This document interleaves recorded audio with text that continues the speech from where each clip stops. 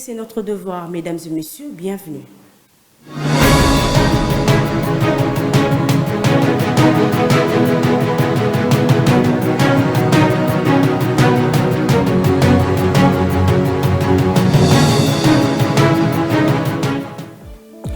Troisième sommet du COMESA à Bujumbura, le président Félix-Antoine Tshisekedi a présenté sa vision pour une Afrique unie et prospère en appelant à renforcer l'intégration régionale et célébrant 30 ans du COMESA tout en soulignant l'importance de bâtir un continent solidaire et résilient face aux défis actuels.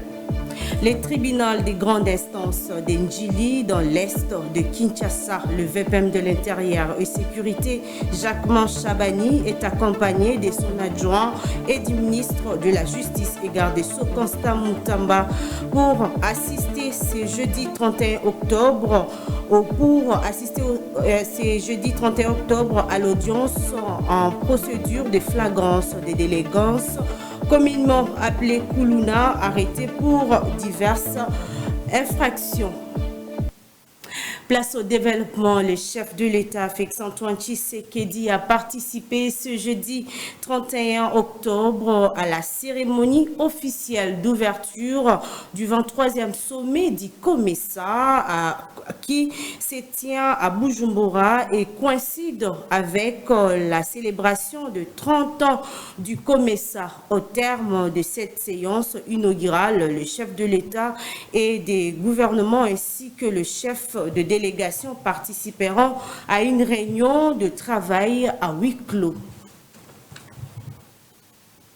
Dans un autre chapitre, lors de son séjour à l'Ouganda, le chef de l'État Félix-Antoine Tshisekedi et Yoweri Museveni ont discuté des questions d'intérêt mutuel, examiné la situation actuelle et le développement de la région et réaffirment leurs engagements en faveur de la paix et de la sécurité régionale.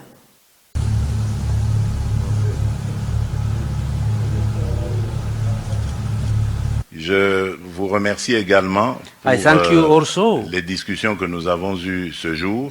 For the good discussions we have held today. Des discussions très enrichissantes et très prometteuses. Very useful discussions that promise a lot. Qui ont tourné essentiellement autour du processus de paix, cette paix que nous voulons pour notre turn pays. Around the issue of peace. Peace which we all like to have. Cette paix que nous voulons pour notre région. Je repars avec l'espoir que ce que nous nous sommes dit va se concrétiser et je compte sur vous, sur votre sagesse pour que tout ce que nous nous sommes dit se réalise. We have said, what we have talked amongst ourselves shall be done. The 3 points. Les 3 points principaux sont: number one, the bilateral security issues between Uganda and DRC. Premièrement, les questions de la sécurité bilatérale entre l'Ouganda et le RDC. Secondly, deuxièmement, security of the region. La sécurité de la région. Thirdly, troisièmement, the issue of petroleum in Lake Albert. La question du pétrole dans le lac Albert. And then quatrièmement, the infrastructure. L'infrastructure. Especially the Kasindi. Surtout Kasindi, Beni. La route de Kasindi, Butembo Beni. Tembo Road. La route de Kasindi, Tembo. And eventually, at some stage, the Bunagana, Ruchuru, Goma Road. Et pourquoi pas, plus tard, Bunagana, Ruchuru, cette route aussi. Toujours en diplomatie, les protocoles d'accord portant création de la commission technique mixte en matière de frontière a été signé ce mercredi 30 octobre à Djouda, capitale du Soudan du Sud, entre le VPM de l'Intérieur et Sécurité congolais Jacques Chabani et le ministre régional du Soudan du Sud, Ramadan Mohamed Abdallah. Ceci est le résultat du travail acharné des experts de ces deux pays lors de la tenue à Kinshasa de la première session de la commission technique mixte des experts Sud-Soudan et congolais.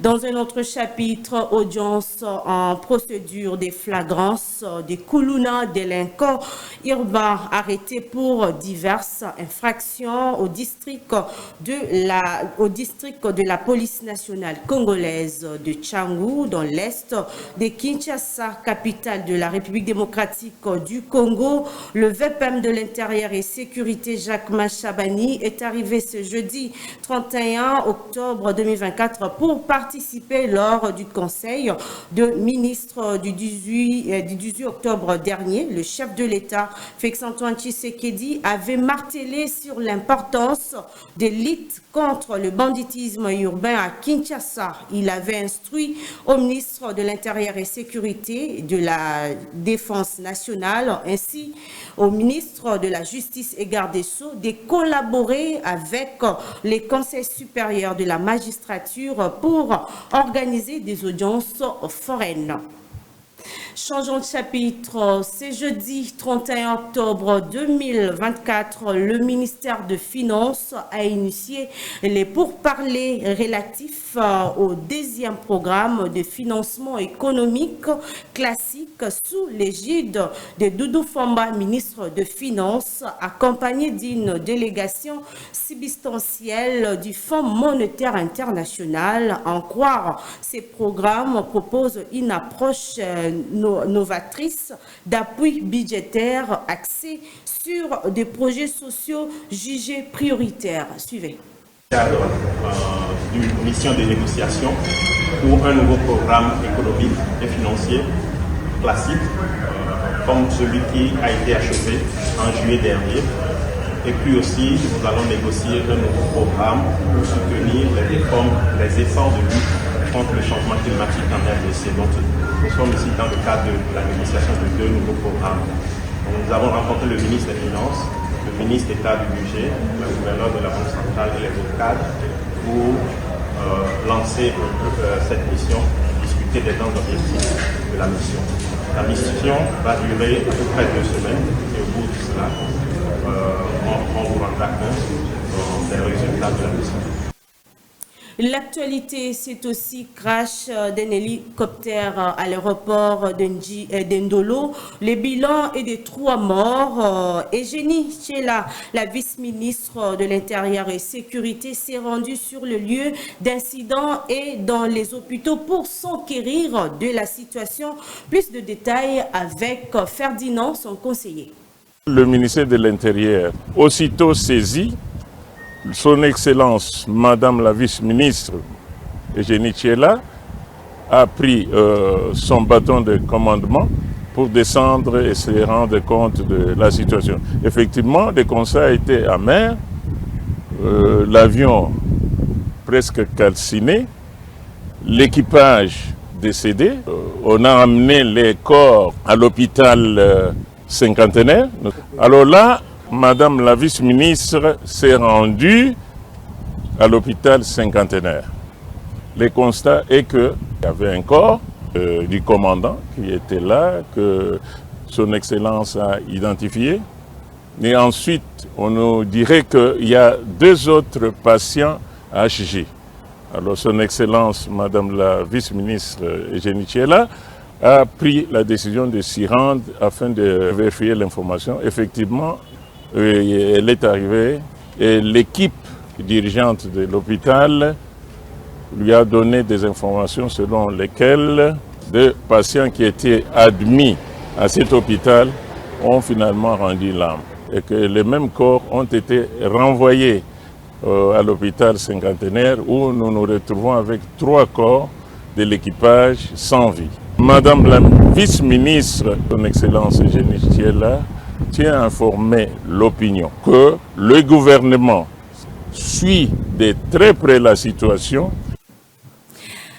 Et enfin, coordonnateur AI du PDD RCS, William Caputou a lancé ces programmes longtemps torpillés par le retour et l'engouement de partenaires ainsi que la remobilisation nationale par des actions, des terrains et des structures, tout en faisant confiance à l'actuelle équipe dirigeante du programme. Et plusieurs partenaires clés ont signé leur retour et appuient maintenant le PDD RCS.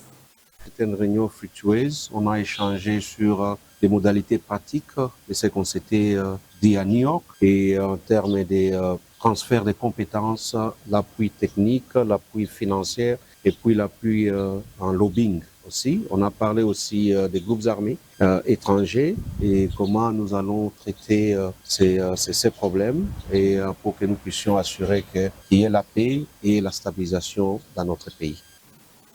C'est la fin de cette édition, mesdames et messieurs. Merci pour votre attention soutenue au Riptile Télévision.